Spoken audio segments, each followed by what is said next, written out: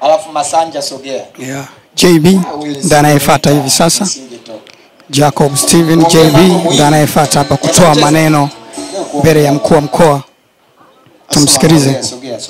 Alafu angalia mbele. Bwana Yesu asifiwe.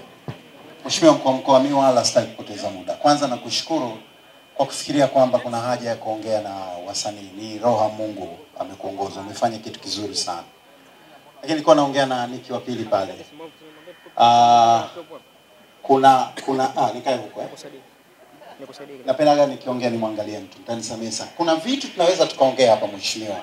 Lakini hatuwezi kuongea vitu kukiwa na makamera hivi. Hii ni kweli kabisa. Kwa sababu yako ya ndani kabisa ambayo tunataka tuongee. Na wengine ni brand ambassador wa makampuni mengi sana hapa. Na wengine tuko vizuri, tunalipwa vizuri tu. Kwa hiyo kwa makamera haya na mazungumzo mengine haya ya ajabu yakiongelewa, tutaambiwa hivi kweli tulikuwa tunastahili kukulipa hela hizi. Lakini hii haiondoi maana kwamba ulichofanya ni kizuri. Lakini baada ya hapa mimi nilikuwa naomba kitu kimoja. Ungeunda kamati tuyajadili sasa haya tuliyoongea kwa undani zaidi na bila kificho. Ingekuwa ni kitu kizuri sana. Lakini kitu cha pili pia, elimu inahitajika. Ningeshauri pia kwa wakati ambao unafaa viwepo vyuo basi vya filamu sasa, kwa sababu tunakwenda mbele. Hii ni kitu cha maana tunaweza tukaongea hapa. Viwepo vyuo. Alafu hili swala umoja nataka niwaambie watu.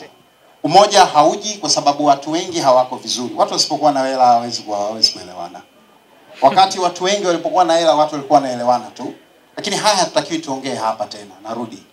Kuna namna nzuri ya kufanya. Mimi napenda kuongea kuhusu filamu. Wasanii wa filamu waweze kufanya vizuri na wawe na hela mifukoni. Kikao hiki kina waigizaji, madirector, scriptwriter, producer, hakina distributor. Distributor ndio mtu wa mwisho kabisa ambaye anawapa hawa watu wote hela hapa. Na kuna matatizo huko. Na katika vikao vyote ambavyo vinafanyika distributor hawaitwi, na hili ndilo tatizo la kwanza la Bongo Movie. Wakubali ama wakatai. Akiongea mtu ataongea kwa level yake ya uigizaji, atatoa matatizo yake ya uigizaji, lakini yeye anaitwa na producer. Producer anapeleka movie yake kwa distributor. Kuna haja katika ile kamati kuwaita producer. Kwanza GMC alikufa kwa nini? GMC alikuwa anapokea filamu za watu wote, wanamuziki wote kipindi hicho walikuwa wanapanga foleni pale wanauza CD zao. Dunia nzima wanamuziki hata wenzetu hao wanauzaga kwa CD. Kwa nini haziuzwi? Kwa nini ulikufa? Kuna haja ya kuwaita wa GMC, Mwananchi, Steps na wengine wengi sana. Lakini hapa katikati yamepita majungu. Na watu ambao walikuwa hawapati nafasi ya kuuza wakawasema vibaya hata wale waliokuwepo.